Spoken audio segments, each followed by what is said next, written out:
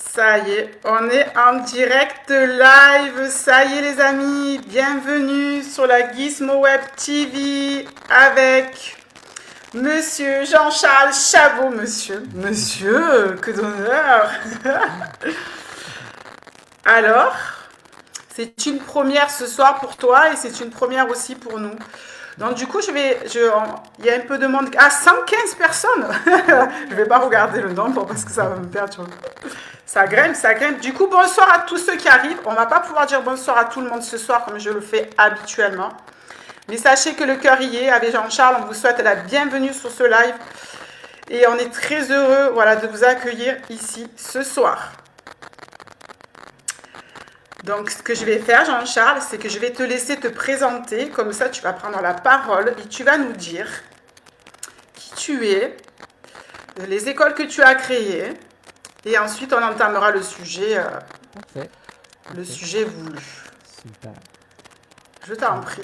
Je te laisse la parole. Qui Super. es-tu, Jean-Charles? Parfait. Puis tu peux mettre le petit mute en attendant parce qu'il y a le petit grésillement. Ouais. Donc, écoute, pour me présenter, ceux qui ne me connaissent pas, je suis le fondateur de l'Institut international d'hypnose spirituelle. Donc, c'est depuis 2012 que cet institut-là, que j'ai fondé l'Institut, et qu'on enseigne principalement, en ce moment, 3 programmes principaux. L'hypnose spirituelle de régression, l'hypnose évolutive, et aussi notre nouveau processus qu'on va parler aujourd'hui, qui est le processus hypno-évolutif de communication avec les défunts. Et donc, moi, en fait, je me suis formé, évidemment, c'était l'hypnose spirituelle au départ que j'ai commencé par là. J'ai étudié avec les sommités dans le domaine, que ce soit Brian Weiss, Dolores Cannon, Michael Newton. Je suis aussi étudié avec d'autres personnes qui sont moins connues, comme Tom Serveux et tout ça.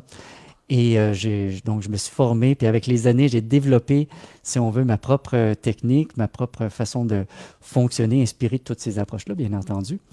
Et c'est ce qui fait qu'aujourd'hui, de fil en aiguille, là, on a cette nouvelle formation-là de processus hypno-évolutif de communication avec les défunts qui est là, puis qu'on va aborder aussi aujourd'hui. Puis en petite parenthèse aussi, tu as dit les compagnies, j'ai aussi fondé hypnodio.com, que certains d'entre vous connaissez, qui a même, c'est pour des MP3 de développement personnel, spirituel, et il y a même quelques MP3 gratuits pour ceux qui y vont sur le site.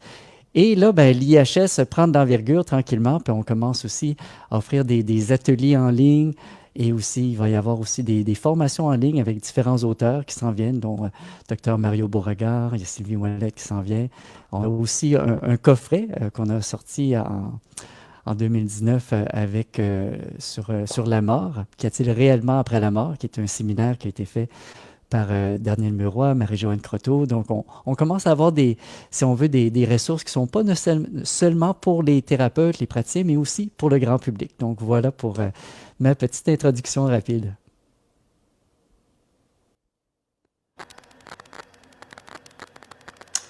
Très bien, Jean-Charles. Oui, alors moi, je savais que tu avais... En fait, moi, je te définirais plutôt comme un chercheur. À la base, tu es un chercheur. Tu as voulu chercher, tu as voulu aller explorer, en fait, et tu as été allé apprendre avec les plus grands. Et ça, je trouve ça vraiment génial. Du coup, tu as récupéré des techniques un peu comme ça chez tout le monde. Et tu as créé ta propre méthode, c'est ça, en fait, grosso modo? C'est ça. En fait, en bout de ligne, je suis allé chercher un petit peu comme je dis souvent, les pépites d'or, parce que moi, quand tu dis chercheur, effectivement, j'ai ce côté-là, moi, de vraiment comprendre les choses en profondeur. Quand j'apprenais une technique, c'était quoi les principes en arrière de la technique, pourquoi ça fonctionne. Et donc, quand j'ai regardé un petit peu les différentes façons de fonctionner, je suis allé chercher ces pépites-là, j'ai mis ça ensemble et j'ai aussi développé beaucoup avec le temps puis avec mon équipe, parce que là, au début, j'étais tout seul, mais maintenant, on a une équipe, on a Daniel Berger, Eugénie Reynaud qui travaille avec moi, puis pour le processus qu'on va parler tantôt, qui ont collaboré aussi dans le développement, puis pour l'hypnose spirituelle de régression aussi, ça a été vraiment un beau travail d'équipe, tout ça. Et on a vraiment les valeurs de vraiment faire en sorte de transmettre quelque chose qui est efficace, qui est très structuré. Parce que pour être très honnête avec toi, au tout départ, quand moi j'ai suivi mes formations, je trouvais qu'il manquait des choses. Il manquait des choses, surtout, je dirais, sur le plan des techniques d'intervention pour comment poser des questions de façon efficace, comment faire en sorte de justement bien guider la séance, puis on va peut-être reparler de ça. Il y a certains principes en hypnose spirituelle qui sont importants à respecter. Donc, moi, c'est vraiment ça qui m'intéressait pour vraiment structurer les choses pour qu'en bout de ligne, ben, avec l'expérience, ben, ça s'est développé. Et ce qu'on a développé, vraiment une de nos forces, je dirais à l'IHS, que je n'ai pas retrouvé au moment où je suivais mes formations, parce qu'auparavant, bon, peut-être que là, ça a changé, mais à ce moment-là, c'était pas comme ça. C'est tout ce que nous autres, on appelle le processus d'intégration ou même de transmutation qu'on utilise aussi en hypnose spirituelle de régression. C'est en fait, une fois qu'on accède à des informations, ben, qu'est-ce qu'on fait avec pour que ça stimule des changements positifs, durables dans la vie de la personne? Parce que c'est une chose d'accéder à des informations, parce que, bon, ceux qui font ce type de travail-là, je dirais que c'est assez simple, à quelque part, de stimuler un état modifié de conscience ou expansé de conscience pour connecter soit à une vie passée, soit à un défunt. C'est quand même assez simple. C'est qu'est-ce qu'on fait une fois qu'on connecte avec ça, comment on explore, comment on développe sans imposer, sans imposer nos propres croyances en tant que praticien, sans rien forcer. Donc, comment on guide ça, comment on va chercher les informations et comment est-ce qu'on fait un processus d'intégration par la suite pour faire que la personne en retire un maximum de compréhension, d'éléments de sagesse et de libération pour que ça soit utile dans sa vie. Parce que moi, je me rappelle au départ dans ma pratique, je recevais quand même un certain nombre de clients qui avaient déjà fait des séances avec d'autres praticiens. À ce moment-là, c'était régression vie antérieure. Puis là, elle me disait, ben oui, j'ai réaccédé, mais encore, ça change quoi dans ma vie? Et moi, quand j'entends ça, ben, c'est souvent parce qu'il n'y a pas eu ce travail d'intégration-là. Faut dire, ça arrive, c'est possible, tu sais, qu'on puisse avoir, puis là, je parle plus d'hypnose spirituelle de régression, que la personne réaccède à une vie passée et que des changements, c'est un exemple qui me vient un moment comme ça, qu'une personne était venue me voir et elle avait peur du gaz. Tu sais, elle n'était pas capable d'ouvrir son four, puis elle m'avait raconté ça comme ça. Et que là, ben, on avait, puis ça, c'est vraiment au départ de ma pratique. Et là, on était retourné dans une vie passée, qu'il y avait eu comme une explosion, puis que selon lui, c'était pas très clair, c'est un japonais, je ne comprenais pas trop ce qu'il disait, mais on arrivait juste à se comprendre assez, si on veut. Et bref, histoire courte, sans travail d'intégration, parce qu'à ce moment-là, j'étais au tout début, hein, c'était parti. Mais avec l'expérience, le travail d'intégration est fondamental pour vraiment faire en sorte qu'on ne fait pas juste accéder à une expérience, on fait en sorte d'aller chercher des éléments de sagesse, des compréhensions, faire un travail sur ces informations-là pour aider la personne à avancer vers davantage de mieux-être physique, psychologique, vers davantage de sagesse, de compréhension. Donc, il y a vraiment ces deux aspects-là, comme on pourrait dire, un aspect de cueillette d'informations. On va chercher, on va vivre l'expérience, puis après ça, qu'est-ce qu'on fait après? Très bien, très très très très bien. Du coup, c'est un processus, ce que tu as rajouté un peu là dans le processus d'intégration, c'est tu proposes en fait la guérison en fait. Tu vas donner, tu vas trouver des éléments durant les hypnoses de régression ou même dans le processus hypno-évolutif de communication avec les défunts, pardon. Tu vas donc du coup en accédant à ça, il va y avoir un processus de guérison ou un processus de deuil qu'on pouvait peut-être ne pas trouver ailleurs dans d'autres méthodologies, c'est ça? Il faut faire attention, hein. On ne peut pas utiliser le terme guérison, hein, quand on fait ce type de travail-là. La guérison, c'est les médecins qui font ça.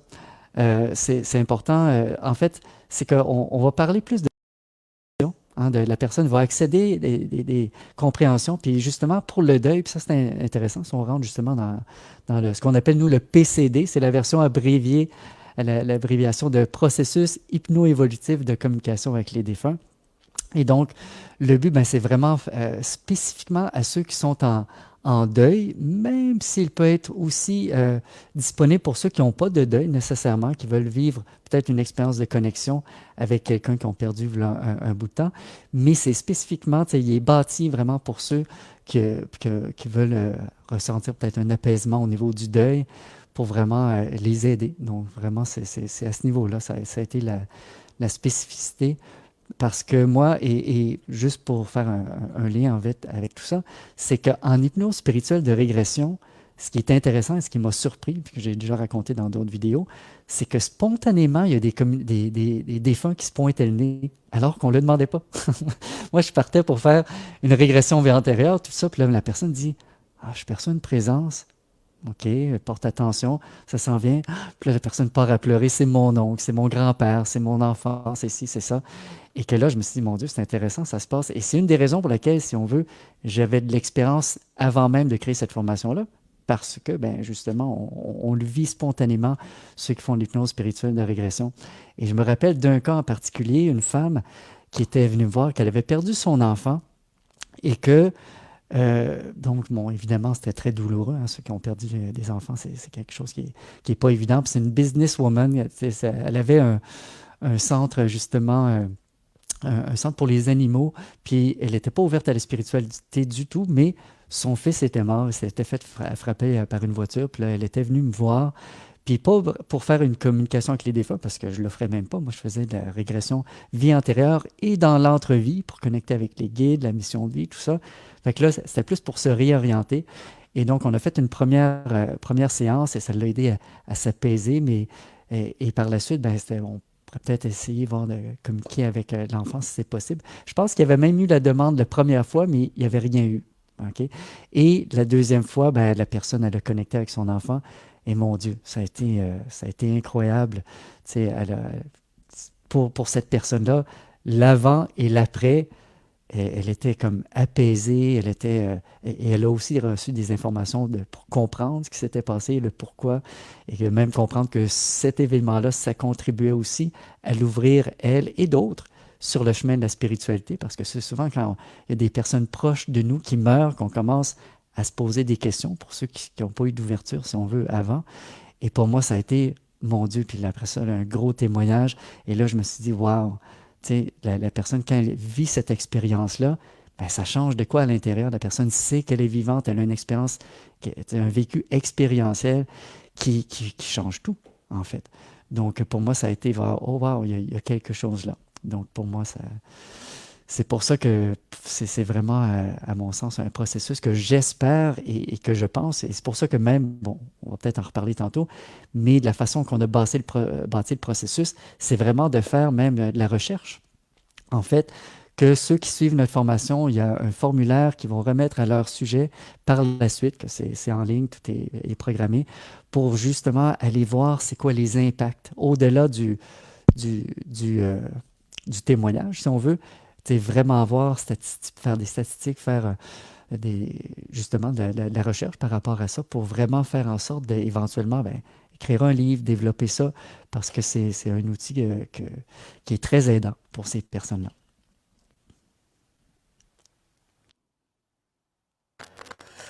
Très bien. Du coup, ça me vient en tête un souvenir. Moi, j'ai fait une petite séance.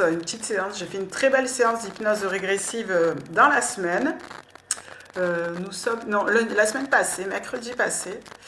Et justement, j'ai été très surprise parce que durant cette séance-là, j'ai eu un contact défunt aussi.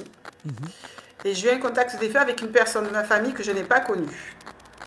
Et c'était vraiment assez surprenant. Et c'est une personne à laquelle je ne pense mais jamais, qui fait partie de mon arbre généalogique, mais voilà, qui n'avait pas d'importance pour moi. Et elle s'est présentée à moi, et c'est elle qui m'a apporté beaucoup, beaucoup de réponses. Donc du coup, c'est bien que je l'ai expérimenté avant qu'on fasse le live. Ben oui, et c'est intéressant. Et ça peut apporter énormément. Oui, vas-y. Et ça peut apporter tellement de réponses et de compréhension. Et on peut comprendre aussi les liens familiaux aussi qu'il existe, parce qu'il y a tellement de secrets aussi dans les familles que du coup ça va éclaircir beaucoup de liens qui peuvent sauter aussi des générations comme ça. Je trouvais ça mais vraiment apaisant et libérateur. Ben oui, effectivement. Et tu vois, c'est intéressant parce que je présume que tu n'avais pas cette intention-là que cette âme-là se présente, hein? Et honnêtement, Ghislaine, moi, ce que je trouve merveilleux dans ce type de travail d'hypnose spirituelle de façon générale, c'est qu'il se passe ce qu'il y a besoin de se passer. C'est-à-dire qu'on peut avoir une demande, puis ça se produit même dans la communication avec les défunts, même pour les régressions vie antérieure. Tu sais, on peut faire la demande de connecter avec une vie passée ou connecter avec un défunt en particulier et que ça soit un autre qui se présente. Et ça, je trouve ça merveilleux parce que, à quelque part, il y a comme le petit moi ou l'ego, puis pas dans le sens péjoratif du terme, c'est peut-être qu'il peut y avoir le sujet qui dit j'aimerais ça vivre telle expérience, et il y a le grand moi ou le moi supérieur ou même les guides dans tout ça, qui est une intelligence sage supérieure qui sait qu'est-ce qui est bon pour nous autres d'accéder et de vivre comme expérience. Et c'est super important dans ce type de travail-là, justement, d'avoir de la flexibilité puis de s'ouvrir aux expériences, de dire si ça vient dans l'expérience, c'est sans doute qu'il y a quelque chose à apprendre de ça. Donc, tu vois, c'est un bon exemple que tu mentionnes là. Tu n'avais pas pensé à ça et bam, il y a ça qui se passe et tu apprends des choses et c'est vraiment merveilleux.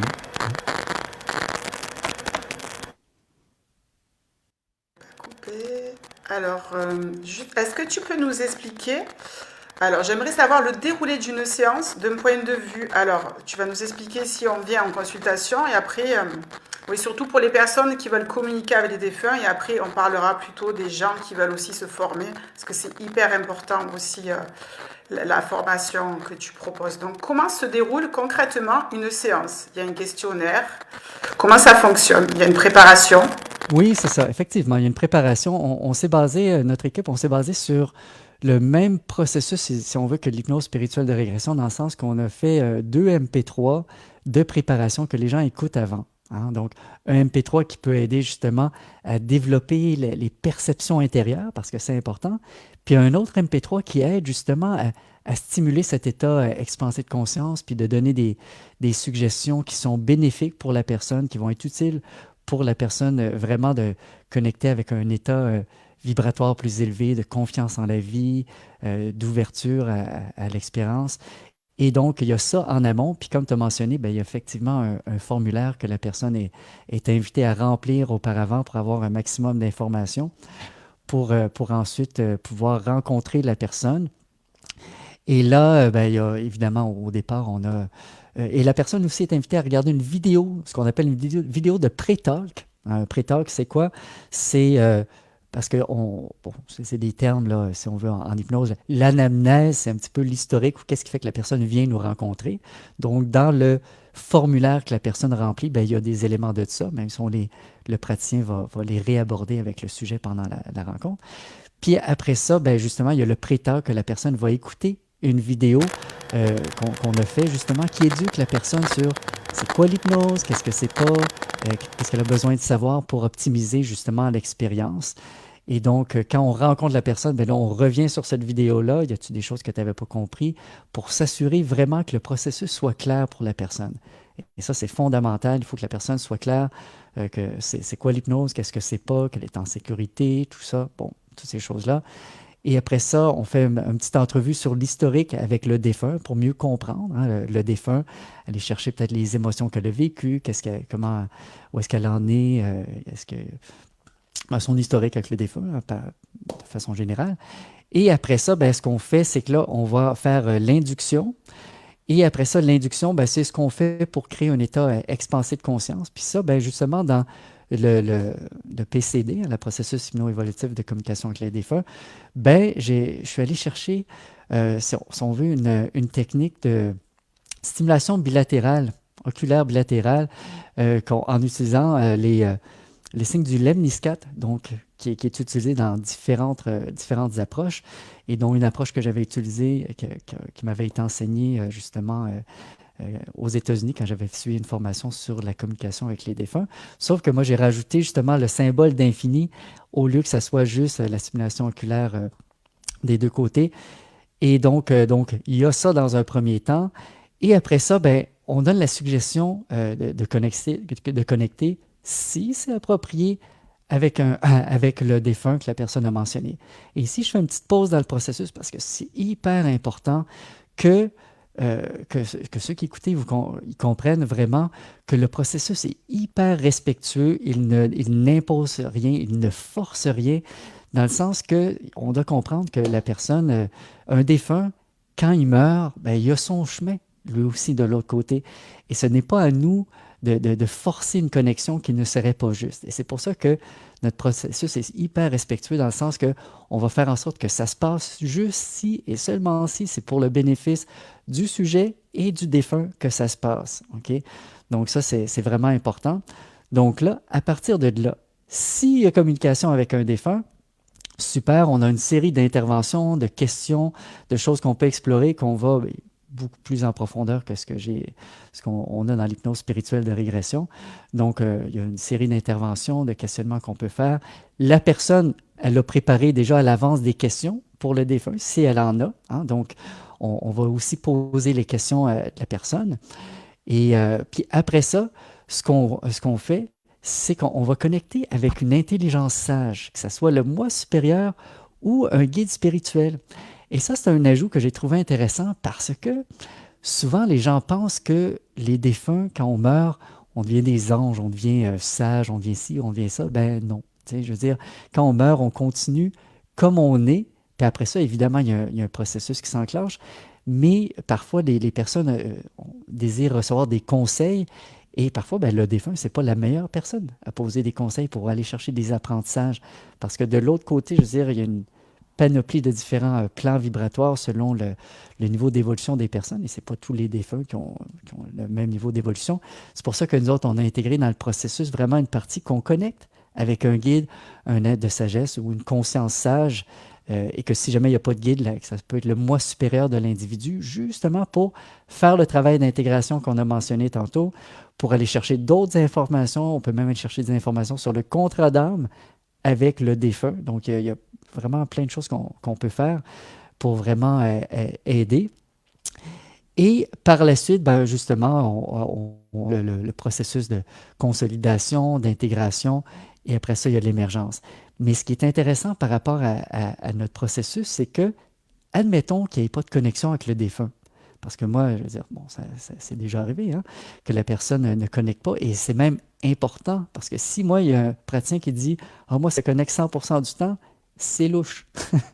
Et ça serait pas une bonne chose, parce que c'est pas dans tous les cas que c'est une bonne chose. Mais ce qui est intéressant, et ce que pour moi et pour notre équipe, c'est important de vraiment mettre dans le processus, c'est que si ça ne fonctionne pas, ou s'il n'y a pas de connexion plutôt, qu'est-ce qu'on fait? Et c'est là qu'on a intégré vraiment, si on veut, un plan B et un plan C pour vraiment faire en sorte de faire du travail aidant pour la personne, même s'il n'y a pas de connexion. Un travail qui va être apaisant, qui va être aidant, qui va être libérateur et qui va faire en sorte que la personne va justement en ressortir avec quelque chose et pas juste « Ah non, ça n'a pas marché ». Et par-dessus ça, en plus, ce qui est vraiment cool, c'est que ces deux plans B et plan C-là, ben, c'est des techniques que d'autres personnes dans ce domaine-là, au niveau américain, utilisent, que j'ai mis à ma sauce, évidemment, que j'ai adapté, mais qu'utilisent comme plan A quand eux autres font des séances de communication avec un défunt. Fait qu'on a le plan B et le plan C, que c'est des techniques qui sont utilisées par d'autres. Donc, ces plans B et C-là ont la fonction, si on veut, d'être aidants sur le plan émotionnel, sur le plan de l'apaisement, et qu'il n'y ait connexion ou pas. Et en même temps, ils ouvrent une porte à une connexion avec un défunt, si c'est approprié, toujours. Et c'est pour ça que pour moi, si la personne vit une expérience et qu'elle fait notre plan A, B et C, et qu'il n'y a pas eu de connexion, ben c'est parce que ça n'avait pas à avoir lieu, et c'est OK. Donc, c'est vraiment ça, notre processus est vraiment développé de façon à ce qu'il est aidant, peu importe ce qui se passe. Donc ça, on est vraiment très fiers de ce qu'on a fait. Puis juste pour mentionner un petit peu comment il a été développé, justement, si je peux me permettre, ben, évidemment, bon, nous autres, on a fait... procédé un petit peu comme la formation d'hypnose spirituelle de régression. J'ai comme tout mis mes idées, mes savoirs, mes expériences dans un manuel. Puis après ça, ben, je suis allé cogner à la porte de mes deux formateurs, Daniel Berger, Eugénie Reynaud, qui sont les personnes qui connaissent le plus, si on veut, ces enseignements-là. Puis là, je leur ai dit, bon, ben, vous avez votre propre expérience, ça fait longtemps qu'ils travaillent avec moi. Maintenant, qu'est-ce que vous en pensez? Et là, ils ont tout pris ça, ils ont reviré, tac, tac, tac. Puis là, c'est intéressant pour moi parce que ceux qui comprennent bien comment je fonctionne, mais ils sont capables de voir des choses que je n'avais pas vues et qui ont amené grâce à leur expérience. Et après ça, on s'est rencontrés à Lyon pendant quelques jours, justement, pour tout mettre ça ensemble. Et que là, après ça, ben, on a vraiment créé quelque chose qui est le témoignage des personnes. Puis il y a un lien, ceux qui veulent aller voir les témoignages, vraiment, à notre sens, c'était vraiment une formation 2.0 dès le départ. Donc, on est vraiment très content et j'ai vraiment beaucoup de gratitude à ce qu'il soit là dans l'équipe parce qu'on a vraiment fait quelque chose, un beau travail d'équipe qui est aidant, puis que dès le départ, ben, c'est solide comme approche. Si je parle trop, tu me le dis, hein. Waouh, Des fois, c'est tu me super. dis, bon, Non, c'est non, au contraire, c'est hyper technique, c'est hyper intéressant, c'est très, très, très technique par contre. ouais. Bon, c'est bien de mettre des mots comme ça, Hmm. bon, après, voilà, il y a l'évolution. Moi, moi, je bois tes paroles, je suis émue parce que c'est très précis, c'est maîtrisé. Tu allais rajouter des trucs pour, en fait, sécuriser, justement. Justement, à propos de la sécurité, j'ai vu passer des commentaires. Il y a, on sait, nous, en France, c'est hyper tabou quand même, hein, la communication de défunts. Chez nous, voilà, on ne parle pas beaucoup de ça. Hmm.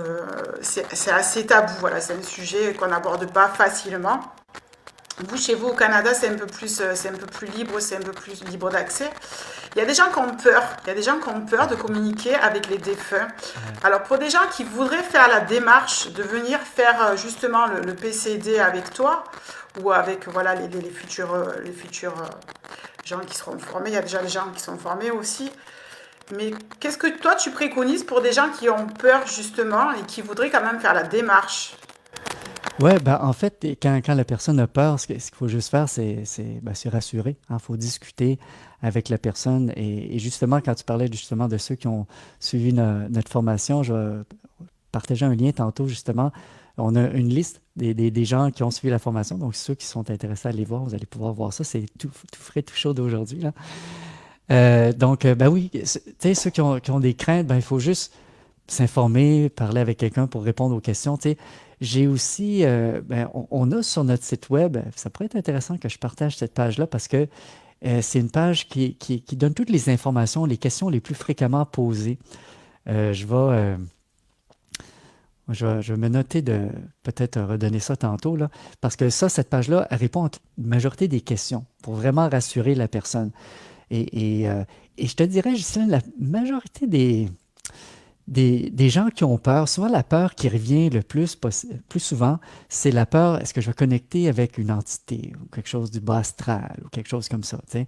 Et donc ça, c'est quelque chose, et c'est important de dire que dans la façon qu'on fonctionne, c'est une question de vibration. Tu sais, ben, déjà, en partant, quand on fait le travail, on demande au guide, la conscience supérieure, on crée un espace vibratoire justement élevé. On aide la personne avec les MP3, l'induction connectée à un état vibratoire élevé. Fait que les vibrations plus basses ne connectent pas dans la vibration plus élevée. C'est pour ça que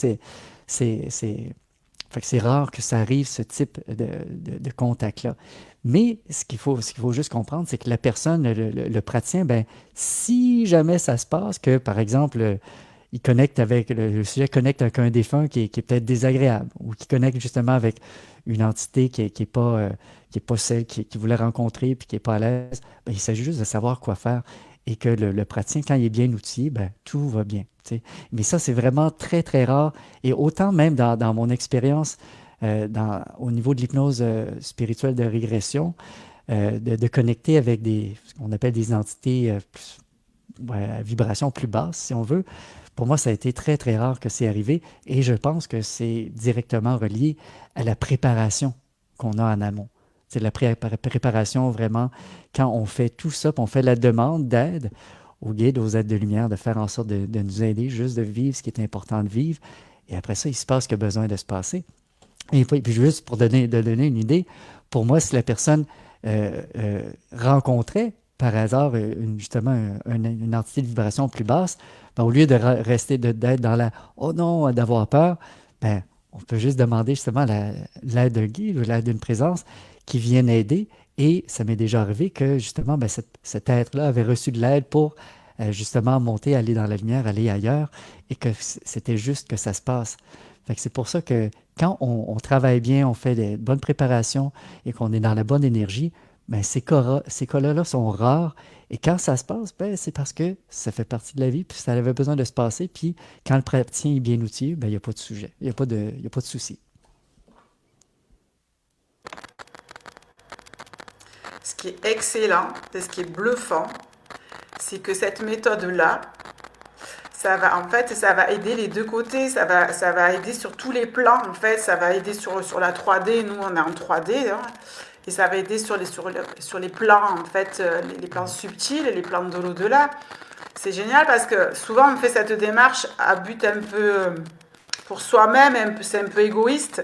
Et là, c'est top parce que finalement, on va pouvoir faire évoluer la personne qui est passée de l'autre côté en fonction du stade auquel elle évolue elle aussi ou dans quel état émotionnel aussi elle a quitté la Terre. Et ça, c'est vraiment génial de pouvoir, en fait, on s'aide soi-même et on va aider le défunt aussi. Et c'est vraiment un partage à travers les plans subtils. C'est extraordinaire.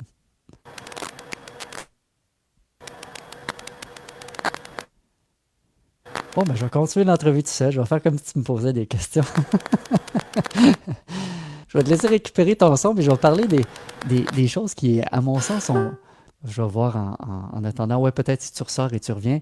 Donc, ceux qui m'écoutaient en ce moment, ben, ce que j'avais le goût de vous partager aussi, c'est un peu, c'est de comprendre que ce type de processus-là, si on compare, si on veut, à d'autres types d'hypnose, bon, ericksonienne ou même classique, c'est un type d'hypnose vraiment que c'est une collaboration, si on veut, avec justement une intelligence sage, et on a davantage un rôle de sage-femme. Hein. On parle parfois de maïeutique.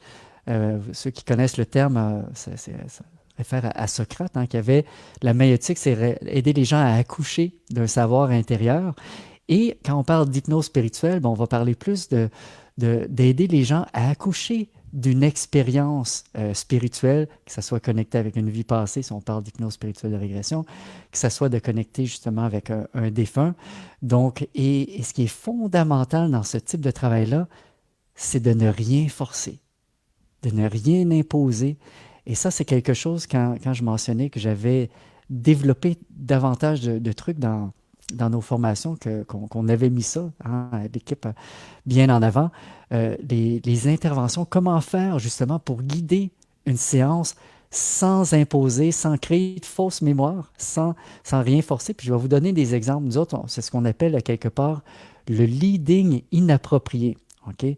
Parce que le leading, c'est quand bon, on suggère quelque chose à une personne, mais il y a du leading inapproprié. Et par exemple, un leading inapproprié dans le contexte de communication avec un défunt, c'est quoi? Ben, ça peut être le praticien qui va dire, bon, ben, il fait la suggestion de connecter avec un défunt, puis là, il dirait par exemple, et là, tu le vois, puis il est là, puis voit son sourire, on ne sait pas s'il est là ou s'il n'est pas. On va être davantage dans une optique de dire, bon, est-ce que tu perçois quelque chose ou non? Tu me diras, prends un moment. Tu vois, c'est beaucoup plus ouvert. Ou par exemple, ça pourrait être si la personne est déjà en connexion avec le défunt et le praticien, tu dis, hey, est-ce que tu ressens l'amour qu'il a pour toi? Si le sujet n'a pas parlé de cet amour-là, peut-être qu'il ne ressent pas cet amour-là. Donc, c'est pour plus de dire, ben, qu'est-ce que tu ressens qu'est-ce que tu ressens ou est-ce qu'il dégage quelque chose en particulier? Tu me diras, tu me partageras. Ça peut être aussi même très subtil, les leadings. Par exemple, tu sais, ça peut être même avec le ton de voix. Bon, là, je rentre dans les techniques, mais c'est important à comprendre tout l'art qui est en arrière de ça pour ne pas justement imposer rien dans l'expérience de la personne. Par exemple, si la personne ne connectait pas avec un défunt et que là, le praticien dit ah, comment tu te sens? Bon, là, j'exagère, j'amplifie un petit peu, mais à quelque part, dans le ton de voix, c'est comme si le praticien transmettrait que l'autre devrait se sentir triste ou, alors que le ton de voix aussi, c'est important d'être neutre, avec une neutralité bienveillante. Et c'est la même chose en hypnose spirituelle de régression. Je veux dire, on a pris le même principe, puis on l'a transposé, parce qu'en hypnose spirituelle de régression, un exemple que je donne souvent, c'est que si la personne, par exemple, est dans son expérience, elle rapporte, par exemple, voir une maison. Elle est dans une vie antérieure, puis là, elle voit une maison. Ben, un leading inapproprié, ça serait si le praticien dirait, par exemple, ah ben, va dans la maison, tu me diras ce qui se passe. Comment on peut savoir que c'est vraiment ça qui s'est passé? T'sais, parce que peut-être que la personne elle a juste vu la maison puis elle a passé à côté. OK? Donc, c'est pour ça que c'est important de vraiment y aller avec des questions plus ouvertes. Bon, ben, qu'est-ce que tu fais là? Qu'est-ce qui se passe? Y a-t-il d'autres choses que tu perçois que tu n'as pas encore mentionnées? Comment tu te sens? Qu'est-ce que tu comprends? Qu'est-ce qui vient après? On va faire développer, mais on n'imposera pas des actions qui viennent du praticien parce que c'est là que ça devient du leading. Et je ne dis pas que si la personne allait dans la maison, qu'il ne se passerait pas quelque chose d'aidant pour la personne, qu'il n'y aurait pas une compréhension ou qu'elle ne rencontrerait pas peut-être un être qui serait aidant, mais ça ne serait pas une régression vie antérieure. Et c'est pour ça qu'il faut que le praticien soit en mesure de répondre à la demande du sujet et que si le sujet dit ben moi c'est une vie antérieure que j'aimerais vivre, ben le praticien doit être outillé pour vraiment faire en sorte de guider le plus efficacement possible. Et c'est la même chose pour la communication avec les défunts. Vraiment, là, on n'impose rien, on ne force rien, on accueille, on va voir comment l'autre se sent, qu'est-ce qui se passe, et on développe. C'est pour ça que c'est pour moi le rôle de sage-femme est vraiment, on aide à accoucher, on va créer les conditions idéales d'acceptation. Même le praticien a le rôle également de faire en sorte d'aider à contribuer cet espace vibratoire-là qui va être propice en étant dans un état de non-jugement, d'accueil inconditionnel de la personne, de sensibilité à ce qu'il vit pour que les interventions soient les plus ajustées possibles. Parce que excusez-moi, si la personne ne fait pas des interventions qui créent une dissonance dans l'expérience du sujet, ben ce n'est pas confortable. Et juste pour donner un autre petit exemple par rapport à ça, admettons que le sujet rapporte une connexion avec un défunt, puis c'est pas trop clair, c'est qu'il dit, je vois une présence qui est devant moi, qui est près de moi, je sens sa vibration. C'est pas tout le monde qui voit visuellement, il y a différentes façons de vivre l'expérience. Et que si, admettons, la personne dit, ah, je pense que c'est mon grand-père, ben pour le praticien, ça serait une erreur de dire, ah ben, comment tu le décrirais ton grand-père? Parce que le sujet le décrit comme un doute. Il dit, je pense que, c'est pas sûr. Et là, le praticien dit, c'est ça. Donc, ça serait plus ajusté de dire, ah ben, si on veut savoir comment il est habillé ou s'il perçoit, ben, si tu perçois comment il est habillé, comment tu dirais qu'il est habillé l'être que tu perçois comme étant peut-être ton grand-père. Donc, à ce moment-là, on va aller vraiment le rejoindre dans sa réalité. On n'impose rien. Donc, ça, c'est vraiment super important. Et aussi, un autre, là, je continue comme ça pendant que Ghislaine regarde ça de son côté. Pour moi, il y a un autre point qui est vraiment important, c'est que ce type de processus-là n'est pas... Rebonjour! C'est toi qui vas prendre la main, Julien? Non, du tout. Juste pour te dire que Ghislaine va mettre sur l'écran, en fait, les questions, a priori. Donc, elle a affiché sur l'écran sa question, le temps qu'elle résout son problème. Voilà, okay. Je vous laisse. Bon, ben c'est parfait. Super. Et puis en attendant, bon, qu'elle mette dans ta vie personnelle ou expérience professionnelle, qu'est-ce qui t'a donné envie de créer le PCD? OK, effectivement, oui, non, effectivement, c'est un bon point. Je voulais juste rajouter un petit truc parce que c'est vraiment important à comprendre que le PCD, hein, ce processus-là, ça ne vise pas à, si on veut, faire en sorte que le sujet connecte avec le défunt et qui continue à entretenir une relation continuellement avec la personne. Parce que, comme je le mentionnais tantôt, les défunts, ben, plus souvent qu'autrement, ils ont leur chemin par la suite et que ça va se passer, ça a besoin de se passer, s'il y a d'autres connexions, mais le but, c'est vraiment d'avoir une connexion, une rencontre qui va aider la personne à se libérer et que par la suite, bon, c'est pas dit que la personne ne vivra pas d'autres contacts, mais le but, c'est pas de développer une relation. Fait que ça, c'est juste un petit truc qui est quand même important. Donc, Ghislaine, dans ta vie personnelle, qu'est-ce qui t'a donné envie de créer le PCD? Ben, comme je mentionnais, Ghislaine, auparavant, bon, j'avais déjà, par l'hypnose spirituelle de régression, beaucoup d'expériences justement de connexion avec les défunts. Donc, on avait ces expériences-là.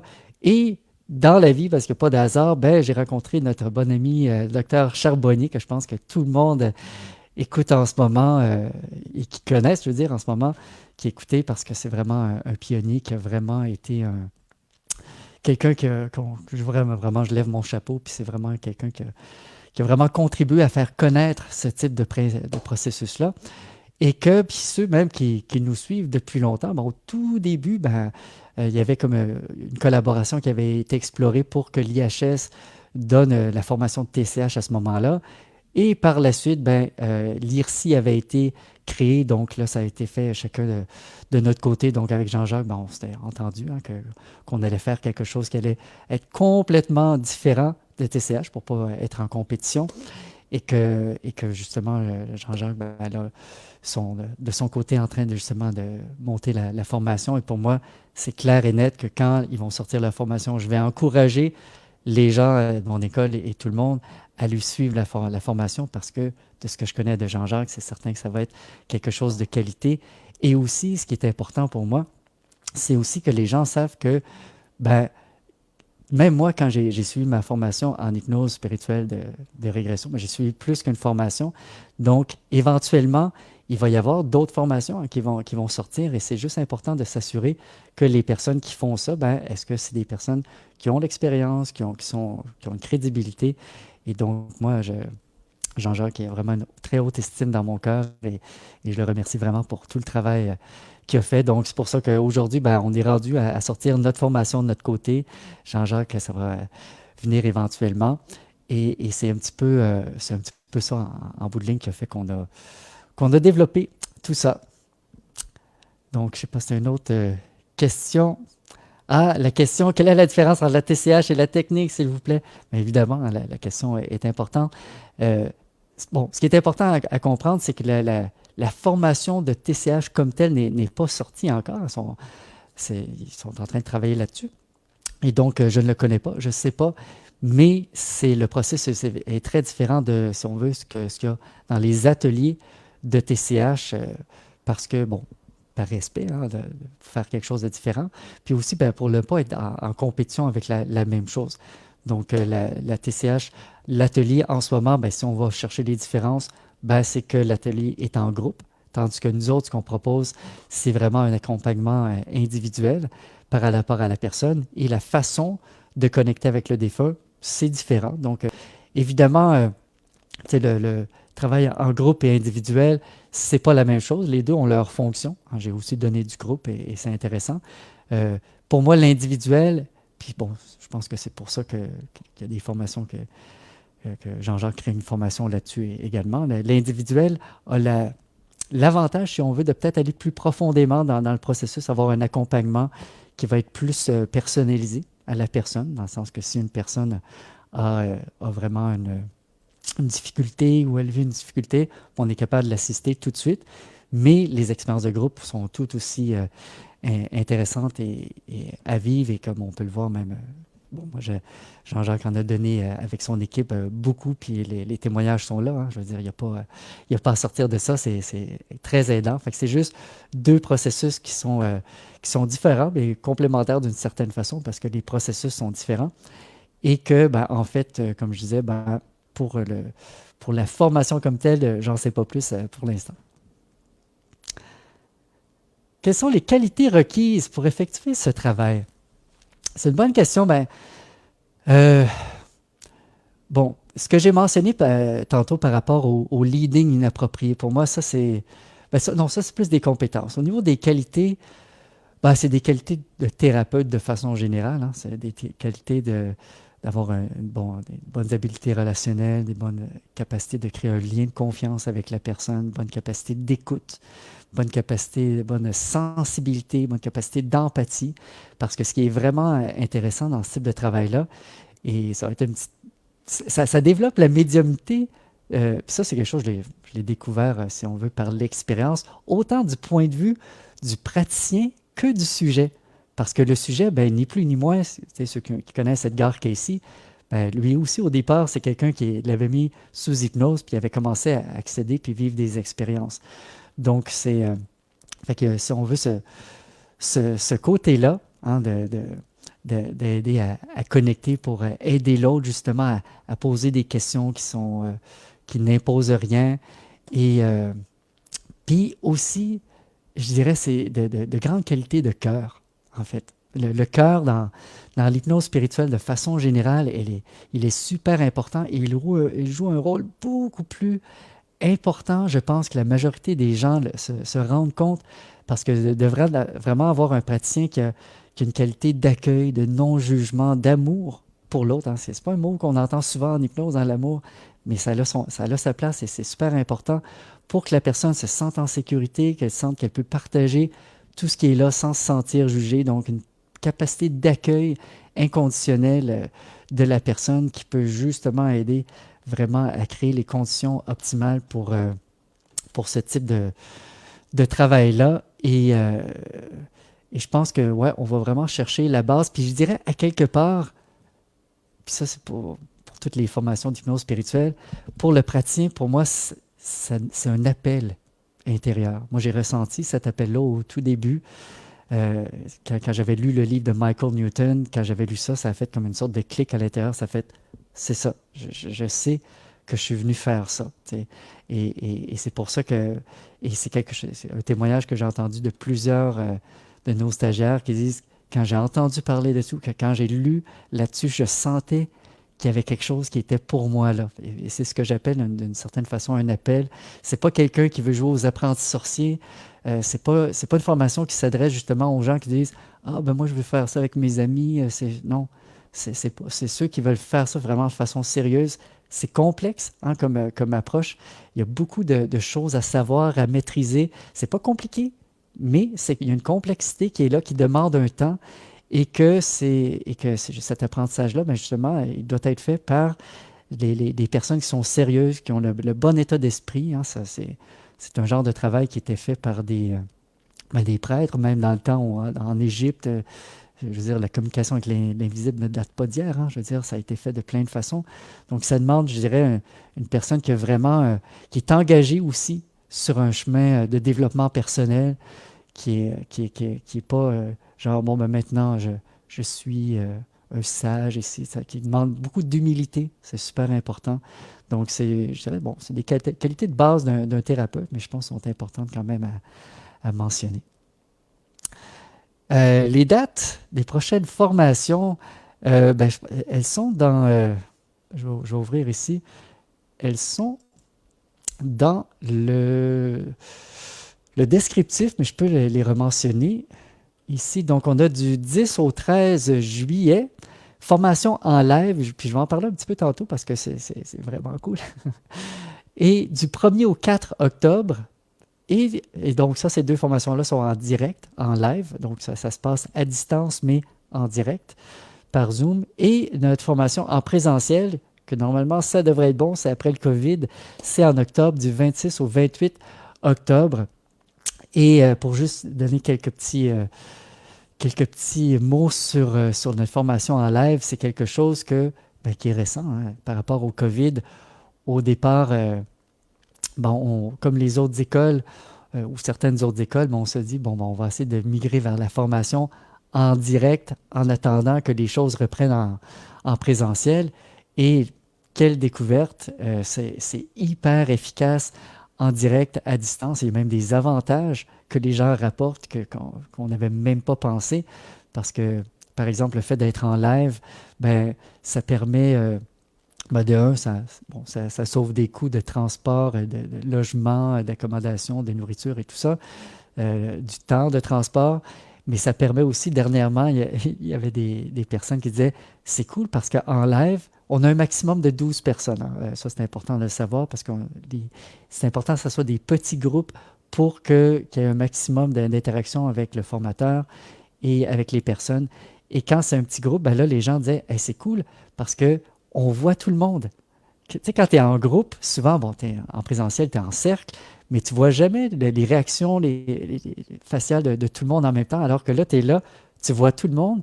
Et en présentiel, souvent, tu as des personnes que tu vas parler un petit peu avec la personne qui est à côté de toi, et que là, tu ne peux pas parler avec la personne qui est à côté de toi. Fait que quand tu as quelque chose à dire, tu le partages à tout le monde. Donc là, tout le monde, ça fait que ça crée des liens davantage avec les gens.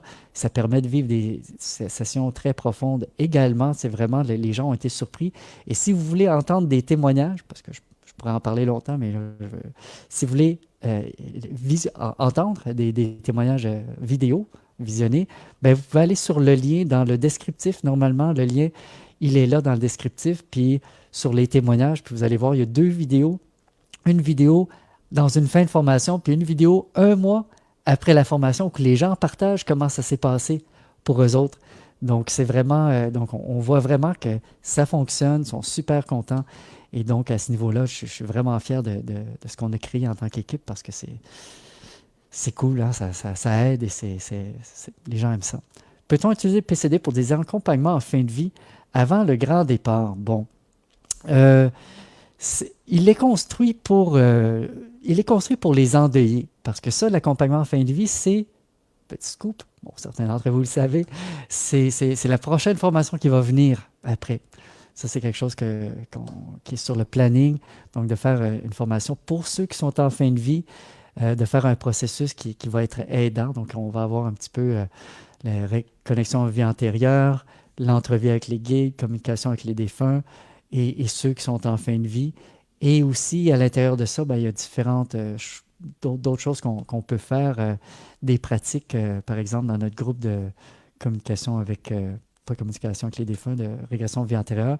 La dernière fois, il y en a qui vont faire des pratiques de connexion avec des parents qui vont avoir un enfant, si c'est approprié, connecter avec l'âme de l'enfant pour recevoir des conseils, recevoir des informations. Donc, ça peut être des choses qui peuvent être faites. Donc, c'est toutes des choses que dans nos formations, ben, on explore et l'Institut, ben, il est spécialisé justement dans ce type de processus-là. Ce type de connexion avec les défunts, ça c'est Elsa qui pose la question. Peut-il nettoyer des traumatismes liés à un décès violent, brutal, comme le MDR? Ben, c'est des choses qui peuvent effectivement être effectuées, être neutralisées, libérées. Il y a des personnes justement qui ont c'est important, par exemple, que ça ne soit pas parce que, bon, c'est le cas au Québec, en France, il y a des différences, mais tu sais, au Québec, si la personne est dans un état de détresse, par exemple, il y a vraiment des traumas profonds, il faut aller voir les personnes qui sont qualifiées pour faire ça, psychologues et autres professionnels de la santé, qui sont outillés pour faire ça. Hein. Mais si on veut les états émotionnels que certaines personnes peuvent vivre, quand justement, si la personne a peut-être vécu une émotion qui était difficile, ben, ça aide justement à neutraliser, dissoudre, libérer ces émotions-là. Et ça, qu'il y ait contact avec le défunt ou non. Et c'est là que c'est intéressant parce que de notre expérience, ce qui est, à mon sens, presque magique, OK? C'est quand la personne a un vécu comme ça, par exemple, elle dit quand je repense à mon père à l'hôpital, puis il était sur la civière, puis vraiment, quand j'ai entendu le pip, puis il est mort, puis là, je sens toute la tristesse, puis c'est ça qui l'habite. Puis là, imaginez que la personne connecte avec l'âme de son père, qui est dans la bienveillance, tout est OK, puis elle le ressent d'une façon expérientielle. C'est pas quelqu'un qui lui dit l'information sur le côté d'une troisième personne, ben ça change tout. Et c'est pour ça qu'ici, je me permets de faire un petit parallèle dans le sens qu'il y a plusieurs médiums qui suivent notre formation parce que c'est d'autant plus puissant quand c'est le sujet qui accède à l'information. Parce que quand ça vient de l'extérieur, ça peut être aidant, puis on le voit que c'est aidant dans plusieurs cas. Mais quand la personne accède elle-même à l'information puis qu'elle ressent, parce que c'est pas juste des pensées, il y a des émotions qui viennent avec ça. Puis quand la personne a le ressenti sans l'ombre d'un doute que le défunt, il est bien, il est OK. Puis même s'il n'y a pas de communication, parce que c'est pas tout le monde qui va avoir une communication, chaque personne le vit comme ça a besoin de se passer et d'une façon justement que ça crée un apaisement et juste ça aide. Donc vraiment, oui, c'est des choses qui peuvent être aidantes. Si vous avez des questions, vous pouvez les poser sur le chat, comme dit Ghislaine. En ce moment, je vais regarder aussi si je n'avais pas d'autres petits. Vu que c'est ma première entrevue, je me suis dit, bon, ben, je vais prendre des petites notes. Ah, oui, une autre question. Peut-être en attendant, parce que je sais qu'il y a un petit 10-15 minutes. 10-15 secondes de décalage. Il y en a beaucoup qui tu sais, les gens qui sont plus sceptiques, puis moi, ceux qui me connaissent le savent, hein, que j'ai un côté très rationnel, très sceptique. Et il y en a qui se disent, mais comment qu'on sait si c'est vrai? Comment qu'on sait que c'est pas une projection de l'esprit qui crée ça, puis que c'est selon les, euh, les croyances de la personne? Et par rapport à ça, deux choses, OK? Parce qu'au départ de ma pratique, j'étais dans cette perspective-là, OK?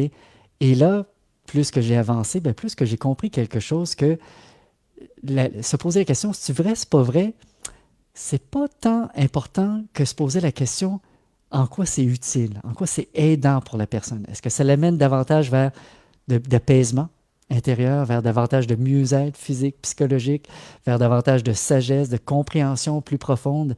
Et pour ça, c'est ça que pour moi qui est important.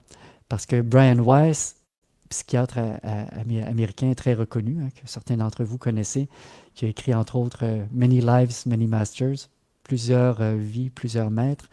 Puis lui, il disait que ça soit vrai ou non, il y a une raison pour laquelle la personne vit l'expérience qu'elle vit et que c'est important de la traiter avec le même sens du sacré et qu'on y croit ou non, puis ceux qui font ce type de travail-là, qu'on y croit ou non, c'est aidant, ça fait du bien.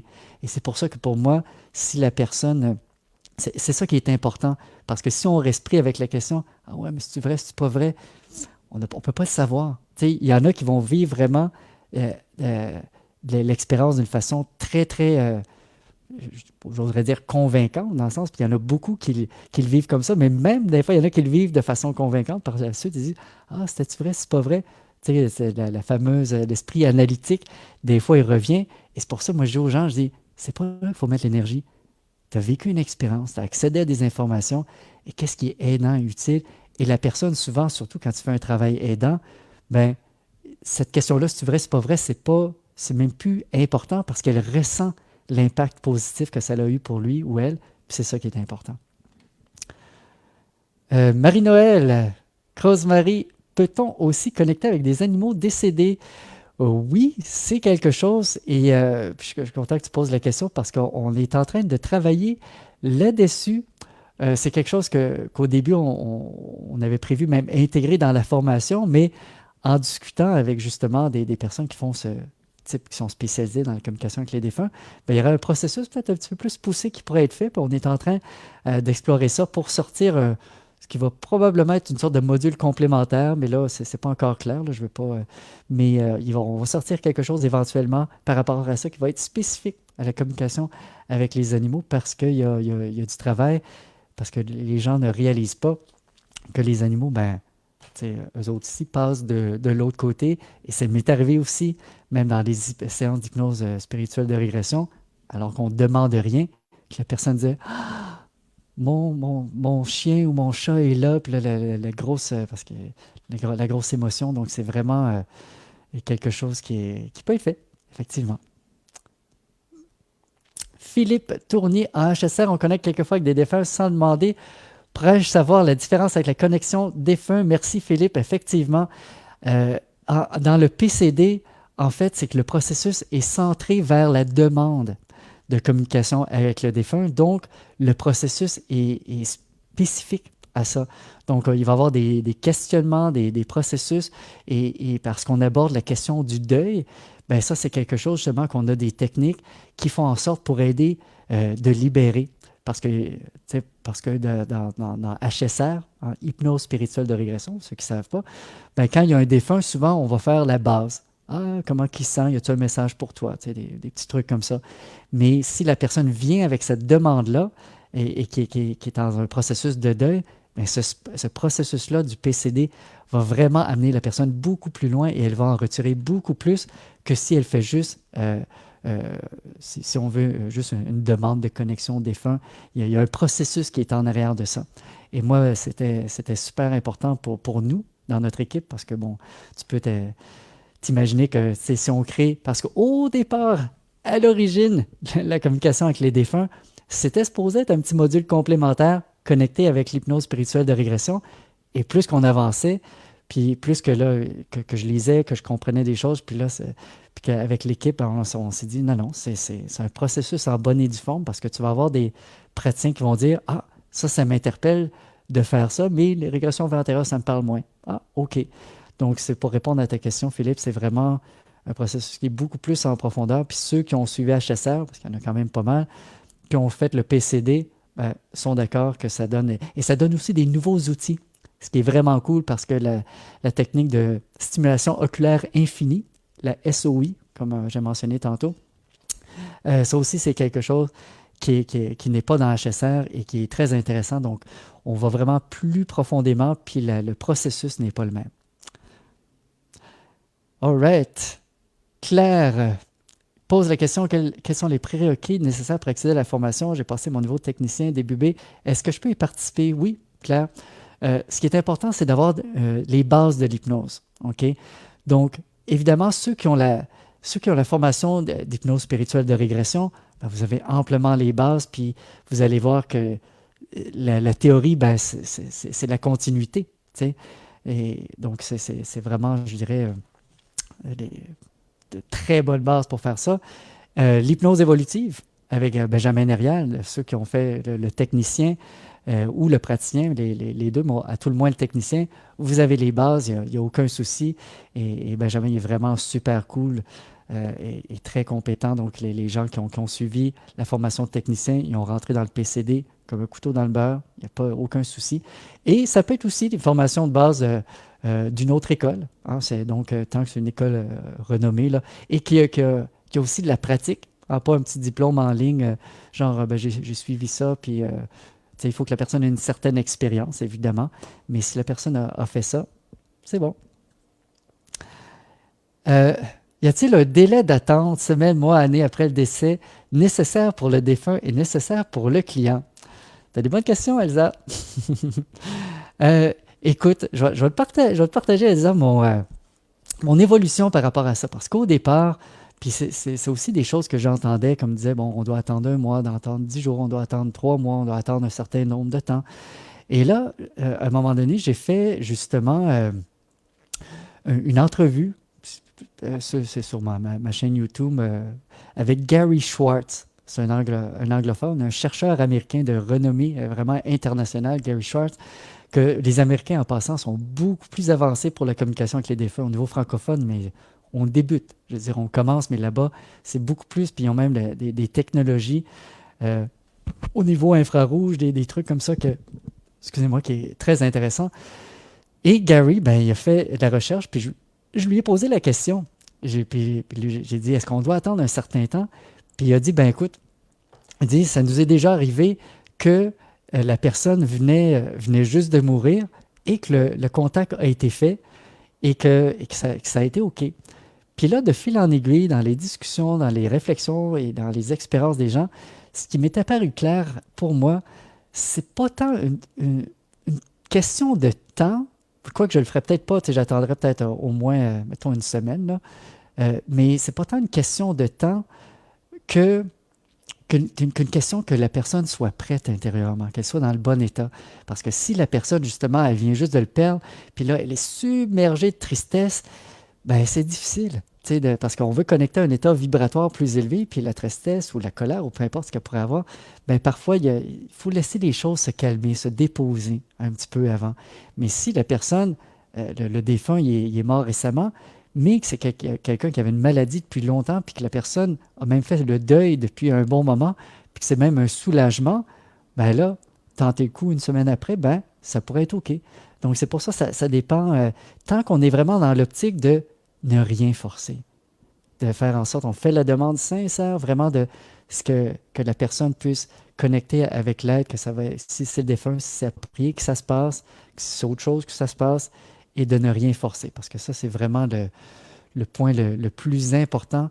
Et ça m'amène à clarifier que si jamais il n'y a pas de connexion avec le défunt et qu'on fait un autre travail, ben, c'est OK. Il ne faut pas... je peux comprendre qu'il y a une possibilité d'avoir de la déception, puis c'est normal. Hein, l'ego, il dit, j'ai investi du temps, de l'argent, j'ai pratiqué, j'aurais aimé ça. Mais quelque part, s'il n'y a rien, c'est OK. Parce que c'est peut-être juste que ce n'est pas le temps et on doit accepter ça. OK. Véronique, est-ce que ça t'arrive de mixer HSR, PCD dans la même consultation? Non. Non, parce que tout dépend je dirais, de la demande du sujet quand il vient nous voir. Parce que si la personne vient me voir pour une régression vers antérieure ou si elle vient nous voir pour connecter avec ses guides, sa mission de vie, ben c'est là qu'on va orienter.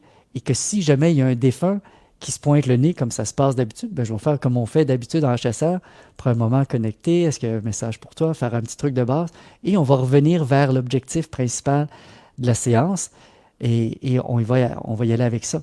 T'sais, alors que si la personne vient pour justement faire un travail de deuil avec une personne en particulier, mais là, je vais prendre PCD. Fait que c'est ça qui nous oriente quel processus on prend. Mais, ceci dit, si jamais dans un processus HSR, ben là, il y a un défunt qui vient, puis ça semble clair que c'est vraiment la raison, finalement, même plus important que connecter avec une vie antérieure, puis que ça prend cette direction-là, bien c'est sûr que là, je vais aller chercher les outils PCD pour peut-être en prendre un autre embranchement, si on veut. Et c'est ça qui est intéressant parce que toutes nos formations sont complémentaires. Elles se parlent. Les outils peuvent être utilisés d'une place à l'autre, ce qui est en hypnose évolutive.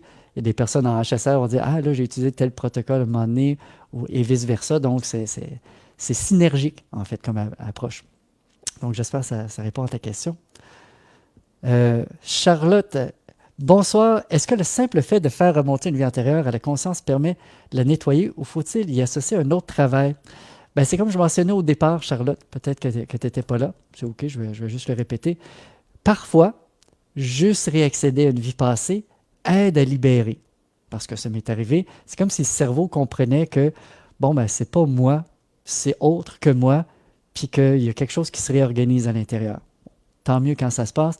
Mais dans notre institut, ce qu'on enseigne, c'est vraiment de faire un processus pour vraiment aider la personne à faire soit un travail de libération, de compréhension, et aussi dans le PCD, que je n'ai pas mentionné, mais quand on fait le travail d'intégration, il y a aussi un appel à ce qu'on appelle parfois les guérisseurs universels. Si c'est approprié de faire un travail énergétique de libération, qui pourrait être utile pour la personne, et parfois il y en a qui vivent des trucs vraiment impressionnants et très aidants, et ça se passe si ça a besoin de se passer. Donc voilà, voilà par rapport à ça. C'est une formation de combien d'heures? Il faudrait retourner. Je vais aller voir ici, je pense que ça doit être marqué ici. Parce que là, tu sais, la formation, le PCD, il est 3 jours en présentiel et 4 jours à distance, en live, comme on a mentionné, parce que, bien évidemment, pour réduire un petit peu le temps d'écran puis permettre justement, pour ne pas trop fatiguer les yeux, si on veut. Donc, je pense qu'on a oublié de le mettre. Je sais que HSR, c'est 73 ou 76 heures, sachant qu'il y a du matériel à l'avance. Puis là, le PCD, parce qu'il date juste de février, on a commencé. Donc là, à l'IHS, de façon générale, nos formations, ils ont des vidéos à écouter avant. On envoie le manuel avant, donc les gens prennent la théorie, et ça, les gens adorent ça parce que ça donne justement le temps d'apprendre à ton rythme. Tu regardes, tu prends tes questions, après ça, on se rend compte pendant la formation, et là, ça permet justement de faire de la réactivation de l'apprentissage et aller dans la pratique plus rapidement et passer plus de temps dans la pratique, les débriefings, poser les questions pour vraiment intégrer, pour que à la fin de la formation, quand les gens quittent la formation, ils ont tout ce qu'ils ont besoin d'avoir. Et vraiment, pour nous, c'est important ça. Et c'est pour ça que dans les deux cas, c'est un manuel de 200 pages. OK, fait qu'il faut s'inscrire quand même un petit bout de temps avant pour... si la personne a vraiment plein de temps, bon, là, tu peux faire le PCD peut-être 2-3 semaines, tu es capable de t'y mettre, mais on suggère quand même d'avoir un petit peu plus de temps. Et là, parce que là, on est au départ, donc graduellement, je vais filmer les vidéos qu'il va y avoir à l'avance, mais vraiment, le fait que les gens étudient à l'avance, ça change tout parce que ça permet d'intégrer, et les gens vraiment adorent ce type de format-là. Est-ce qu'il arrive que pendant une séance, un autre défunt se présente à la place de celui avec qui on désirait se connecter, par exemple un grand-père au lieu du mari? Ben, effectivement, et c'est ce que Ghislaine nous a partagé comme expérience au départ. Tu sais, elle a mentionné justement qu'elle a testé cette semaine et que ça a été un membre dans sa lignée, la généalogie, qu'elle n'a jamais connu, mais qui s'est pointé le nez et qui lui a donné des informations, qui a été aidant pour elle de différentes façons, et que ça a été très bénéfique pour elle. Et pour moi, elle est là, la magie. Je trouve ça cool, tu sais, de dire que ce n'est pas le praticien qui est celui qui dicte, qui est en charge du processus. C'est vraiment une autre façon de fonctionner à un moment donné quand on est vraiment plus des sages-femmes. On aide à accoucher d'une expérience qui est la plus juste et c'est pas nous qui décidons parce que ça se peut que la personne dise ah, j'aimerais ça connecter avec mon grand-père, mais c'est une autre personne qui se pointe le nez et ce n'est pas tellement nécessairement rare. Hein. Coucou Jean-Charles, ton équipe et toi-même avez fait des recherches ou vécu des contacts avec conscience de personnes dans le coma? Non, en tout cas pas à ma connaissance, là, on ne m'a pas rapporté ça. Et dans le coma, parce que tu sais, faut comprendre la différence. Nous autres, le praticien n'est pas le médium. Hein. Le praticien n'est pas celui qui donne des informations au sujet. Le praticien est celui qui va aider le sujet en installant un état de conscience expansé, confortable, en toute sécurité, lui-même à accéder l'information. Donc, c'est un processus interactif. Il y a des dialogues entre les deux. C'est pour ça qu'avec la personne dans le coma, si la personne est dans le coma, elle ne répondra pas. Mais pour répondre à ta question, je sais qu'au niveau américain, il y a ce genre de travail-là qui est fait qui s'appelle... comment on appelle ça déjà? C'est un travail de surrogate hypnosis. Et l'idée, c'est que tu vas trouver un bon sujet en état d'hypnose. Il va y avoir le praticien qui va hypnotiser le bon sujet pour connecter avec l'âme qui est dans le coma. Fait que c'est, si on veut, une façon similaire à un médium qui communique avec la personne dans le coma, sauf que là, le sujet, c'est lui qui est en train justement de communiquer dans son état expansé de conscience avec la personne dans le coma. Mais on ne l'a jamais fait. Mais c'est juste, ça me fait penser à ce que j'avais mentionné. Quand on fait ce type de travail-là en tant que praticien, parce qu'on est constamment focalisé sur l'autre avec l'intention de ressentir, comprendre l'autre et dans l'empathie avec le sujet, quand je dis l'autre, c'est le sujet, ben, à un moment donné, c'est comme si on commence à recevoir des informations sans savoir de capacité médiumnique, si on veut. Parce que moi, pour ceux qui ne savent pas, depuis que je suis jeune, moi, j'ai jamais été celui... Quand j'allais dans les groupes de méditation, ces choses-là, moi, je voyais rien, je sentais rien. Bon, j'étais relax, mais bon, rien de plus. Tu sais, je suis vraiment le profil analytique. Et c'est la raison, ou une des raisons, je pense, que je suis devenu bon dans le domaine, si on veut. C'est parce que j'ai eu tellement de problèmes, moi-même, à vivre l'expérience, que j'ai tout exploré, recherché comment faire pour que ça marche. Tu sais. Et donc, pour revenir, quand on fait ça, séance après séance, cette intention-là de connecter avec l'autre, ben à un moment donné, c'est comme si on commence à recevoir des informations. Puis je me rappelle, dans les séances d'hypnose spirituelle de régression, parfois, la personne, avant même qu'elle ne mentionne quelque chose, je voyais ce qu'elle allait dire. À un moment donné, je voyais des soldats ou des gens qui sont habillés en rouge autour d'une table. Puis là, elle me mentionne ça quelques secondes plus tard. Je suis là, hein, qu'est-ce qui se passe? Et ceux qui ont des prédispositions médiumniques, ben, finalement, qui ont plus de facilité, mais c'est pour dire que c'est un processus qui est autant aidant pour le praticien à développer que le sujet à développer ses propres capacités à recevoir de l'information parce que c'est ça qui se passe. Hein? Et Françoise nous dit, et pour la partie en présentiel, ce sera où? 2 petites secondes. Je vais te dire ça. C'est Verneuil-Moustier, le domaine du fan. Écoute, je vais cliquer dessus. Moi, je ne connais pas beaucoup, là. Verneuil-Moustier, situé en Haute-Vienne, le château du fan, s'étend sur un parc de plusieurs hectares. Parce que de façon générale, vous devez savoir que nos formations en présentiel, on tend le plus possible pour les faire dans des beaux lieux, dans la nature, quelque chose qui est plaisant, qui est propice à ce type de travail-là. Et donc quand c'est en présentiel, ça se passe comme ça. Et quand c'est en live, ben, c'est du confort de votre maison. et que vous pouvez justement avoir les avantages justement d'être plus... Tu sais, pour moi, les deux, ça c'est devenu très clair que les deux ont leurs avantages, leurs désavantages. En personne, c'est cool, hein, on peut se voir, on peut jaser un petit peu après les cours, on peut se serrer dans les bras. À distance, ben là, on ne peut pas se serrer dans les bras, mais la qualité du lien demeure là et ça a d'autres avantages qui sont intéressants. Donc, les deux, je vous invite vraiment à aller voir les témoignages des gens parce que ça nous a surpris comment que les formations en live étaient tout aussi efficaces qu'en présentiel, en fait. Et comment faire, une autre belle question d'Elsa, comment faire pour que les clients ne deviennent pas dépendants ou accros de ces techniques qui leur permettent de rentrer en contact avec leur cher disparu? C'est drôle, hein, c'est une question qu'on me pose souvent, mais que j'ai jamais rencontrée. En fait, j'ai jamais eu de clients qui étaient accros.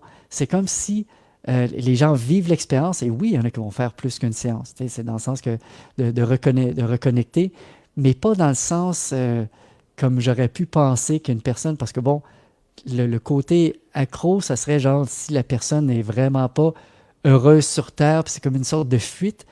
Mais quand on fait ce type de travail-là, puis on connecte, bon, que ce soit un guide ou une intelligence sage, puis qu'on reçoit des informations qui sont aidantes, ben, ça nous aide à mieux vivre sur Terre. Donc, ce n'est plus même une question de fuite. Tu sais, c'est comme si ça nous remet ses deux pieds. Et puis là, je parle plus processus, pas le processus, le PCD, mais la connexion à la vie antérieure et l'entrevie, hein, qu'on connaît que la mission de vie, ces choses-là.